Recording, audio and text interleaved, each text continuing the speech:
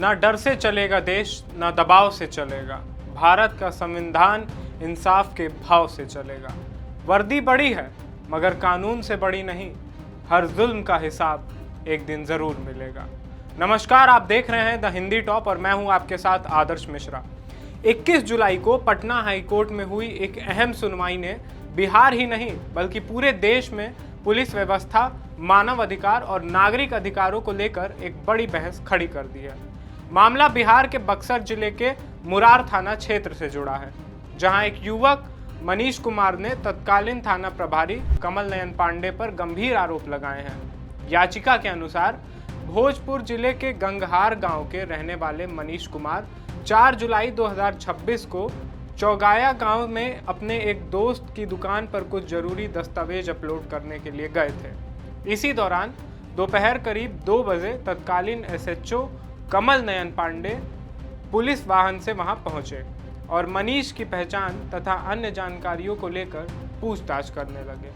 आरोप है कि पूछताछ के दौरान जब पुलिस अधिकारी को पता चला कि मनीष एक विशेष जाति समुदाय से आते हैं, तो उनके साथ कथित तौर पर अभद्र व्यवहार किया गया और उन्हें गालियां दी गईं। याचिका में आरोप लगाया गया है कि इसके बाद पुलिस अधिकारी ने डंडे से उनकी बेरहमी से पिटाई की, जिसके कारण उनके दोनों पैरों में गंभीर चोटें आई हैं और पैर फ्रैक्चर हो गया है। मामले में मनीष कुमार ने आरोप लगाया है कि घटना के बाद उन्होंने न्याय पाने के लिए पुलिस के वरिष्ठ अधिकारियों से लेकर प्रशासनिक अधिकारियों तक शिकायत की, लेकिन इसके बावजूद आरोपी पुलिस अधिकारी के खिलाफ एफआईआर दर्ज नहीं कराई गई। इसके बाद पीड़ित ने न्याय की उम्मीद लेकर पटना हाईकोर्ट का दरवाजा खटखटाया।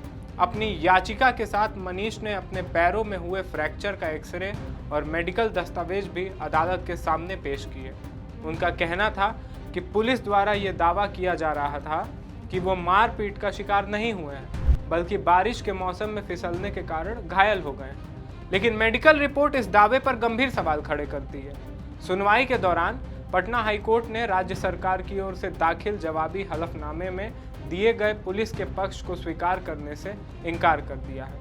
अदालत ने कहा कि एक्सरे रिपोर्ट में दिखाई दे रहे फ्रैक्चर और अन्य परिस्थितियां पुलिस की सफाई पर विश्वास करने के लिए पर्याप्त ही नहीं है। कोर्ट ने एक टिप्पणी करते हुए कहा कि एक गरीब और सामान्य नागरिक के लिए किसी पुलिस अधिकारी के खिलाफ झूठी शिकायत करना आसान नहीं होता। अदालत ने माना कि यदि कोई व्यक्ति किसी शक्तिशाली पद पर बैठे अधिकारी के खिलाफ आरोप लगाता है तो उसकी शिकायत को गंभीरता से जांचना जरूरी है। हाई कोर्ट ने इस मामले में ये भी कहा कि यदि किसी पुलिस अधिकारी पर किसी नागरिक के साथ मारपीट और गंभीर अपराध करने के आरोप लगे हैं तो उसे केवल इसलिए सुरक्षा नहीं दी जा सकती क्योंकि वो सरकारी पद पे है। अदालत ने माना कि लगाए गए आरोप एक पुलिस अधिकारी द्वारा किए गए गंभीर अपराध की श्रेणी में आते हैं और ऐसे मामले में आरोपी अधिकारी के खिलाफ कार्रवाई के लिए किसी पूर्व अनुमति की आवश्यकता नहीं होगी। कोर्ट ने स्पष्ट किया कि किसी गरीब और कमजोर व्यक्ति के साथ कथित बर्बर व्यवहार को किसी भी स्थिति में सरकारी ड्यूटी का हिस्सा नहीं माना जा सकता है। अदालत ने कहा कि पुलिस अधिकारी का काम कानून की रक्षा करना है, ना कि अपनी शक्ति का इस्तेमाल करके किसी नागरिक के अधिकारों का उल्लंघन करना।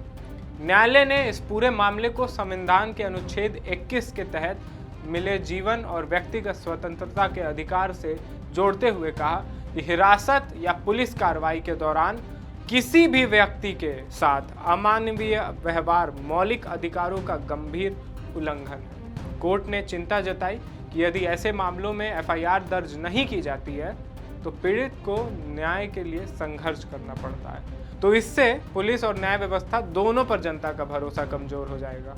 सुनवाई के दौरान अदालत ने यह भी कहा कि इस स्तर पर पीड़ित को सीआरपीसी की धारा 156 के तहत किसी अन्य वैकल्पिक रास्ते पर भेजना उसके साथ और अन्याय जैसा होगा, क्योंकि जब आरोप सीधे एक पुलिस अधिकारी के खिलाफ हो तो निष्पक्ष जांच सुनिश्चित करना बेहद जरूरी है।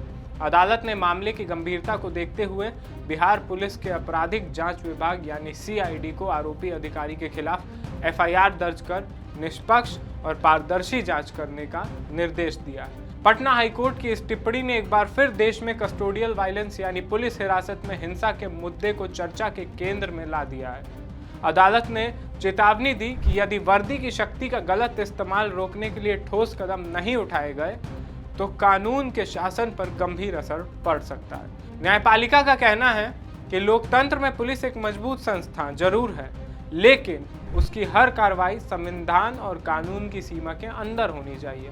सुप्रीम कोर्ट भी पहले कई मामलों में स्पष्ट कर चुका है कि हिरासत में किसी भी प्रकार की यातना, मारपीट या अमानवीय व्यवहार नागरिकों के मौलिक अधिकारों के खिलाफ है। डीके बसु मामले में सुप्रीम कोर्ट ने गिरफ्तारी और हिरासत को लेकर कई दिशा निर्देश जारी किए थे ताकि किसी भी व्यक्ति के साथ गैर कानूनी व्यवहार ना हो सके। अब इस मामले में हाई कोर्ट ने बिहार के डीजीपी को 30 दिन के भीतर कार्रवाई और अनुपालन रिपोर्ट सौंपने का निर्देश दिया है। आने वाले दिनों में यह देखना महत्वपूर्ण होगा कि जांच किस दिशा में आगे बढ़ती है। आरोपी अधिकारी के खिलाफ क्या कार्रवाई होती है और क्या यह मामला पुलिस सुधार तथा जवाबदेही को लेकर एक बड़ा उदाहरण बनता है। यह मामला केवल बक्सर या बिहार तक सीमित नहीं है, बल्कि ये उस बड़े सवाल को सामने लाता है कि लोकतंत्र में कानून लागू करने वाली संस्था कितनी जवाबदेही देगी, क्या होगी उसकी जवाबदेही। क्योंकि किसी भी मजबूत लोकतंत्र की पहचान केवल कानून बनाने से नहीं होती, बल्कि इस बात से होती है कि कानून की रक्षा करने वाले लोग भी कानून के प्रति उतने ही जवाब दे रहे हैं। इस खबर पर और भी अपडेट्स जानने के लिए जुड़े रहें हमारे साथ और देखते रहें द हिंदी टॉप।